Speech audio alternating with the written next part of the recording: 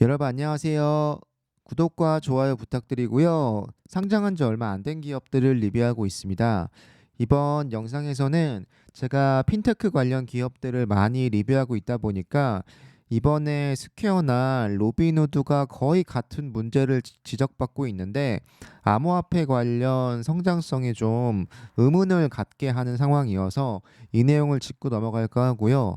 아마도 암호화폐를 거래하는 중개 앱들은 거의 비슷한 정도로 거래가 줄었기 때문에 아마도 매출이 줄 수밖에 없을 거고요.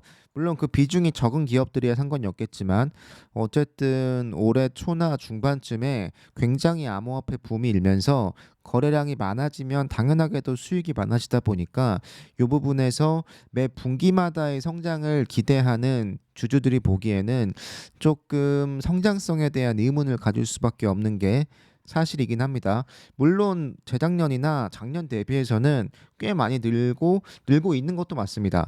그럼에도 불구하고 정점을 찍었던 것에 비해서는 조금 이게 정체되어 있는 모습이다 보니까 여기에 대한 질문을 좀 던지고 있는 모습인 것 같아요. 기사를 읽어드리면 뭐 여러 이유가 있겠지만 스퀘어는 비트코인 수익이 좀 실망스러워서 주가가 하락을 하고 있다는 내용이고요. 더 자세히 읽어드리면 비트코인 관련 사업에 실망스러운 결과가 나왔다고 합니다. 그럼에도 불구하고 핀테크 슈퍼앱을 만들 수 있는 소수의 회사 중에 하나라고 믿고 있기 때문에 타겟 프라이스 같은 게 뭐 많이 내려오진 않고 어느 정도 조정을 받은 정도인데 그럼에도 불구하고 암호화폐 관련 수익이 사실 적지 않다 보니까 여기서의 좀 데미지가 분명히 있고요.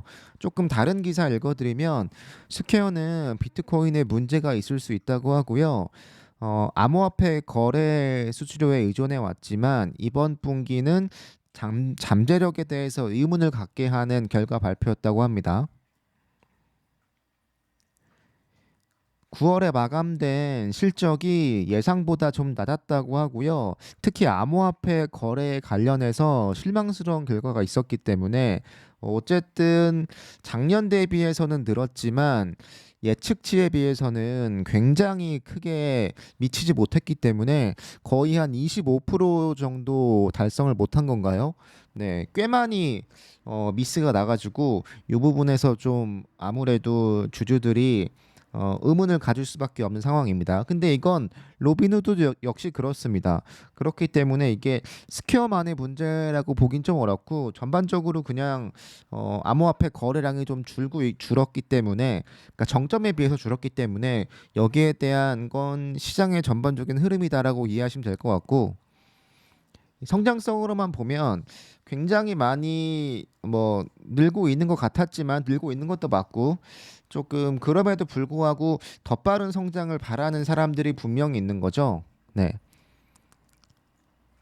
더불어서 이야기 말씀드리면 경기부양책이나 실업수당 이런 것들이 종료가 돼서 요거의 혜택을 받아서 좀 사용량도 늘고 매출도 늘었는데 요게 이제 끝나가다 보니까 여기에 대해서 좀 매출 영향을 받는다는 내용이고요. 또 여러분들이 알고 있는 이슈 중에 하나가 후불 지불 회사인 애프터페이를 인수한 요 내용이 있는데 내년 초에 거래를 통합할 계획이라고 합니다. 그래서 실적이 좀 좋아지겠지만 경쟁이 치열하다 보니까 여기서의 얼마나 성장 시너지가 있을 수 있을지에 대해서 좀 역시 의문을 제기하는 목소리가 있습니다. 아마존과 파트너십을 맺은 어펌이 있다 보니까 이런 다양한 회사 물론 이것만 있는 것도 아니죠. 네. 이 B2C 관련해서 후불 지불도 있고 B2B 관련 후불 지불도 있고 제가 영상을 올렸었지만 어쨌든 굉장히 많은 기업들이 이쪽에 투자를 하고 있다 보니까 스퀘어도 꽤 많은 경쟁자를 상대해야 한다는 어려움이 분명히 있는 거고 애프터페이 같은 경우는 사업의 절반이 호주와 뉴질랜드이기 때문에 서구 시장에서 리더가 될 것이라는 보장이 없다고 이야기하고 있습니다. 그러니까 여러모로 이런 리스크들 때문에 주가가 하락을 하고 있는데 결국은 올라갈 거라고 보고요. 다만 좀 크게 미스가 난 부분이 있다 보니까 실적이 여기서의 좀 조정은 어쩔 수 없고 혹시 이게 뭐 굉장히 좋은 찬스일 수도 있죠. 앞으로 더 좋은 이야기가 많이 나올 수 있으니까요. 계속 더 발전할 게 분명하니까요. 네. 로빈후드 역시도 실적 발표 때 암호화폐 관련 이슈 때문에 주가가 많이 떨어졌고요. 실제로 이것뿐만 아니고 문제가 꽤 많지만 그럼에도 불구하고 가장 크게 지적을 받는 부분은 역시 암호화폐 관련 수익이고요. 네. 엄청난 거래량 급증으로 2분기에 굉장히 증가했지만 이번에는 그것에 훨씬 미치지 못했다는 거고요. 뭐 도지코인이나 여러 거래되고 있는 로빈후드에서의 거래량이 좀 줄어서 전반적으로 로빈후드의 주가가 굉장히 안 좋고 얼마 전에 거의 최저점을 찍었죠. 물론 규제 관련 이슈도 있지만 이런 것들을 보면 단기적으로는 실적 발표에서 핀테크 업체들이 좀 힘을 못 쓸 상황이지 않을까? 네. 페이팔 어닝이 나와 봐야겠지만 네.